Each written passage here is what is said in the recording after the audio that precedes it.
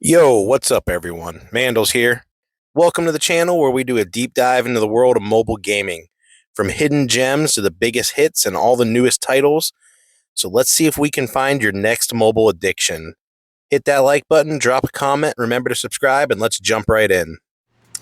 Today, we're taking a look at MOCO, a mobile ARPG that's carving out its own space in a crowded genre.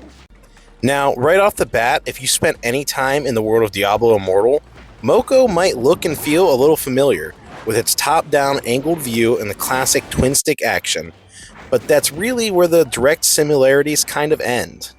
See, where Diablo Immortal has you pick a class and level up that specific class, and it's all about finding new gear and unlocking the newest spells, MOCO does things a little differently. In MOCO, there are no strict classes to choose from.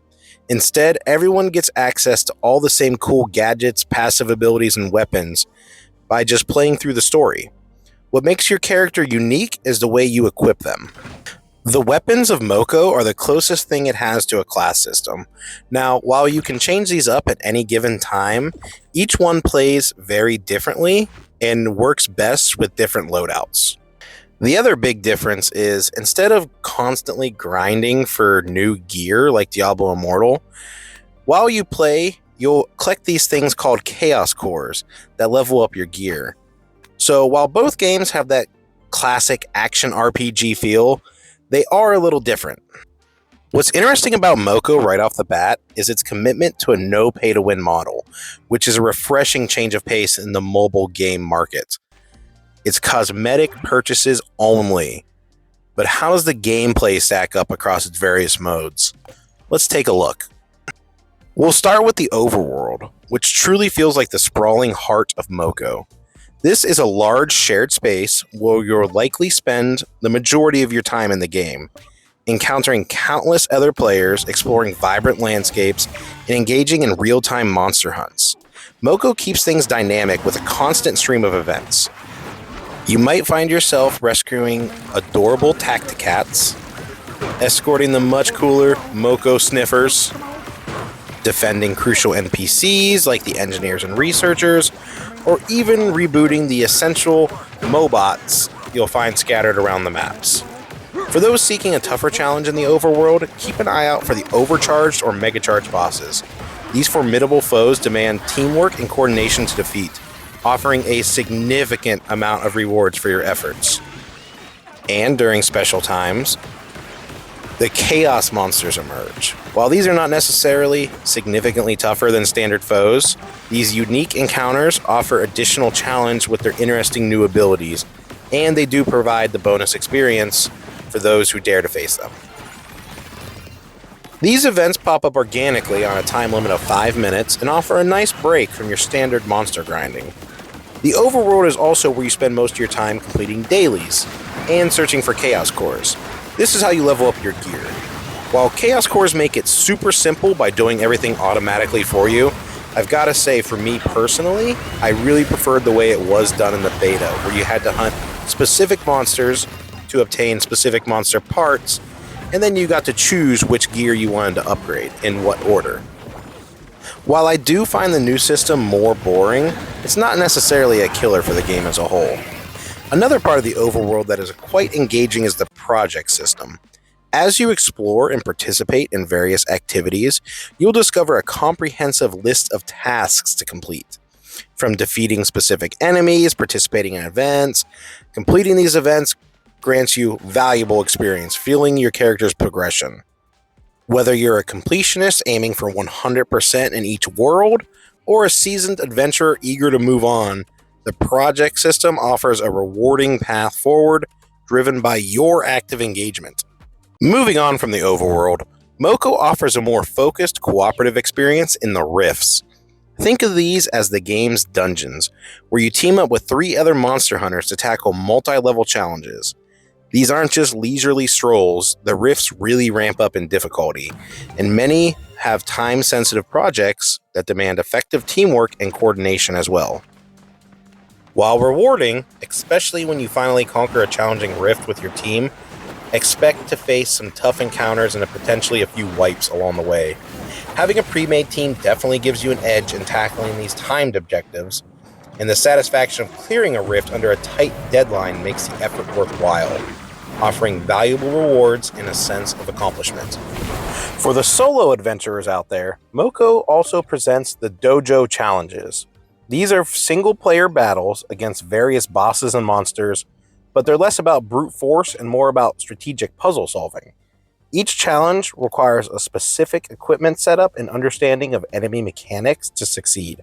Just like the rifts, the dojos feature projects with challenging time limits, pushing you to optimize your build and execution. The difficulty scales significantly, from an initial easy to hard and even nightmare modes, proving to be a tough test even for max-level players. You might even have to consult some online guides to figure out the optimal strategies. However, overcoming these hurdles offers a significant sense of accomplishment and a substantial experience boost, making them worthwhile for individual progression.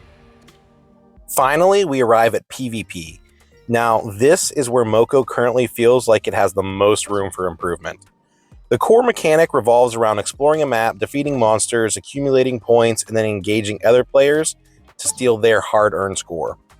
Reminiscent of games like Squad Busters, MOCO's does offer different team sizes, from solo queue free-for-all all the way up to 10v10 battles.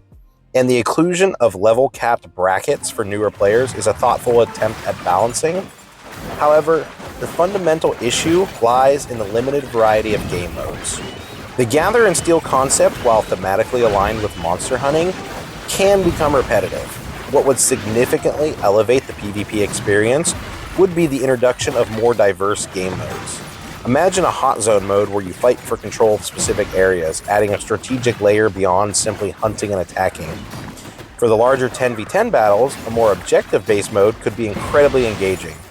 Picture a large map where each team has a central van to defend, similar to the one in the objectives in some of the Rift dungeons. Players would still hunt monsters to earn a currency, but this currency could then be used to summon monsters to help attack the enemy's van, creating a dynamic blend of PvE and PvP strategy. Even with the existing point gathering mode, adding team-based quests could inject some much-needed depth. Envision a mode where each team receives a specific set of objectives, such as hunting a particular monster, defeating any monster, taking down a boss, eliminating an enemy player. The first team to complete all their quests wins, but if the time runs out, the team with the most completed quests or points awarded for the completed quest takes the victory. This would encourage strategic prioritization and coordination beyond simply finding the player with the most points. One final overarching issue I have with MOCO is the daily experience caps. Unfortunately, you're limited to how much experience you can gather each day. This can take anywhere from 15 minutes if you're lucky to an hour. Usually the shorter times come from farming overcharged events. I assume this is in place to keep the hardcore players from maxing out too fast, and to keep the casual players closer to the max level ones. I don't necessarily have an issue with the concept as a whole, just the way it's executed. I would really like to see Supercell add the unused experience into a pool that's available in the following days. Some days you only have 20 minutes to play, some days you have 8 hours. That's just the way life works. This would keep a hard cap on the max level and still incentivize people to get on every day, because the 4x boost and the 3x boost is still better than doing it at 1x experience. This also allows players to always have experience to play with and catch up and not feel forced to play every day. Overall, MOCO presents a compelling ARPG experience with a strong foundation in its overworld exploration, challenging cooperative rifts, and engaging solo dojo challenges. While the PvP aspect currently feels like the weakest link, the core mechanics are present, and with the addition of more diverse game modes and objectives, it has potential to become just as engaging as the rest of the game. MOCO's commitment to a no-pay-to-win system is commendable, and with continued development and refinement, as Supercell is so great at doing, it could become a real standout in the mobile market.